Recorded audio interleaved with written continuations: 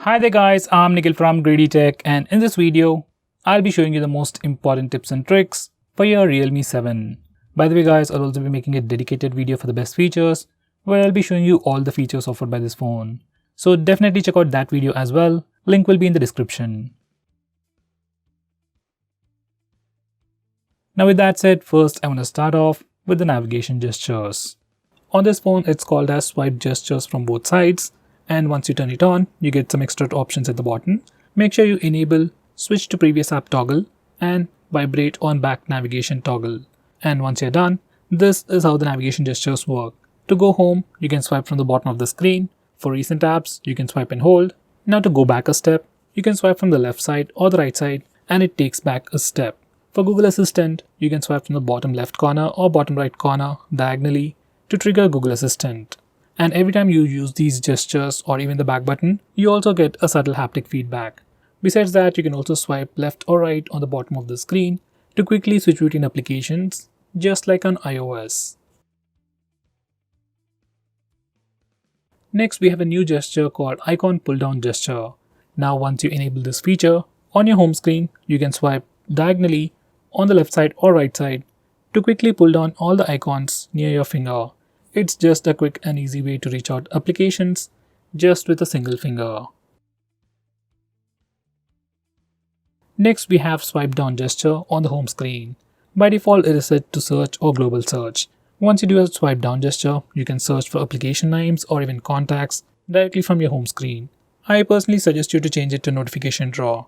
Once you do that, you can do a swipe down gesture to pull down the notification bar, which I think is much more helpful. Next, we can also change the display refresh rate of this phone. This phone has a display with 90Hz refresh rate. By default, it is set to auto switch. It can save some battery, but sometimes can give you an inconsistent experience. So I'll suggest you to stick with the highest refresh rate. It affects the battery a little, but gives you a much more consistent experience. Next, we got some new live wallpapers. Some are just like videos on loop, some wallpapers react to your touch, and some change depending on the time. For these wallpapers, you can just touch and hold the wallpaper for a quick preview. Right now we can only use the install live wallpapers. In future, we might be able to use a regular video as a live wallpaper. Next we have dark mode. You can enable it from the notification toggles or directly from the display settings. And once you enable the dark mode, all the system UI elements change to dark mode. Even some of the stock applications like phone dialer messaging application also change to dark mode, and even some Google applications like Play Store or YouTube switch to the dark mode automatically. Dark mode helps your phone look much more cooler, helps you save some battery, and puts less strain on your eyes at night. Next, we have the ultra wide angle mode, which can be switched using a toggle.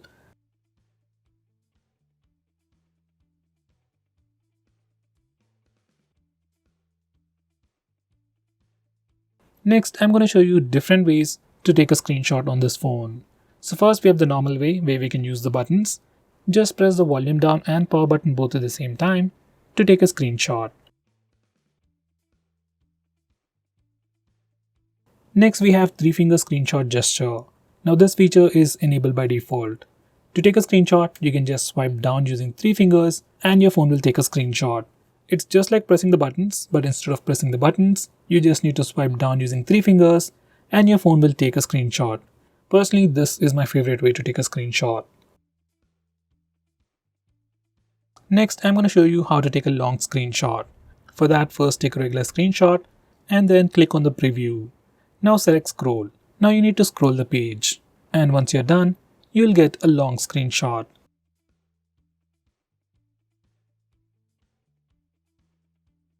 Finally, we have partial screenshot.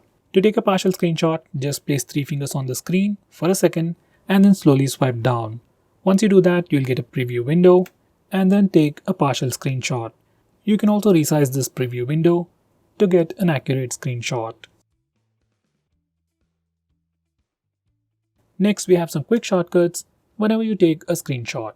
So every time you take a screenshot, whether it's with the buttons or the gesture, you get a preview on the screen and you can swipe that preview up to take a long screenshot. and you can swipe it down to share that screenshot. You can also swipe the preview to the side to dismiss it. Next, I'm going to show you how to disable lock screen magazine, or you might even call it dynamic wallpaper on the lock screen. First, here's a quick preview of the lock screen, and every time you lock your phone or every time you come to the lock screen, we see a different wallpaper. Some people like it, some people don't, especially I personally don't like it. So if you're like me and if you want to disable it, this is how you can disable it from settings. And now, here's the lock screen once again, and no matter how many times you come to the lock screen, we will have a fixed wallpaper. Next, I'm going to show you some camera gestures. First, we have touch. Once you enable this feature, we can take a picture by just touching the preview screen. It works for both the rear camera and even for selfies. Next, we have the palm gesture, which only works for the front camera, and it's great for taking selfies. Just enable it and then show your palm to the front camera, and your phone will take a picture in just 2 seconds.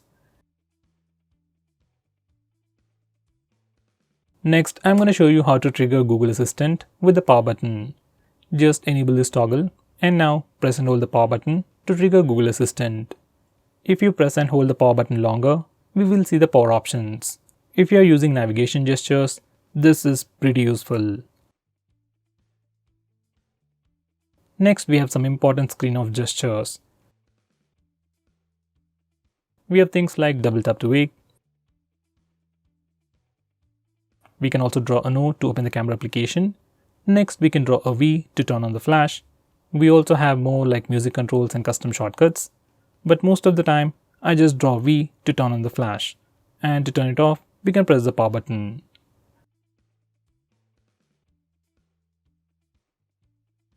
Next, we have a pretty cool shortcut to start or open split screen mode.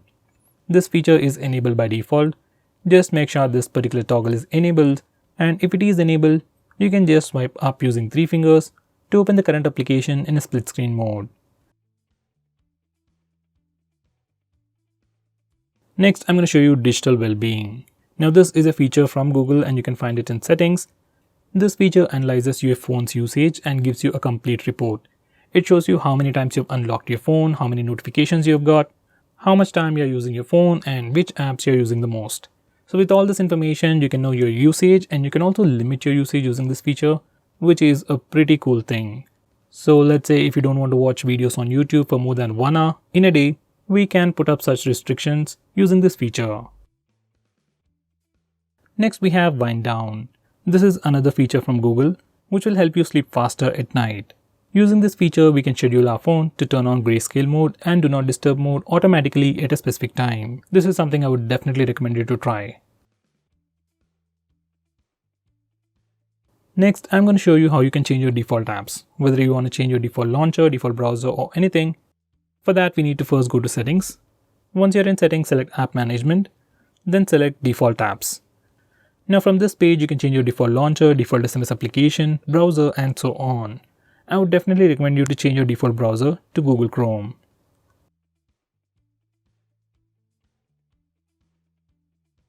Next, I'm going to show you how to display the battery percentage on the status bar. For that, go to settings, then select notification and status bar, and then enable this toggle. Once you do that, we can see the battery percentage on the status bar. In the same way, if you want to see the network usage on the status bar, enable this toggle. Next, I'm going to show you how to display the RAM information on the recent apps page. For that, go to settings, then select additional settings, and now enable this toggle.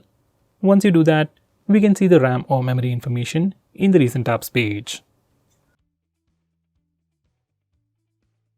Next, I'm going to show you how to record the screen on your phone. For that, first go to the toggles, and now we can start video recording just by using this toggle. Just click it and screen recording should start in 3 seconds. If your phone asks for any permissions, just grant them all.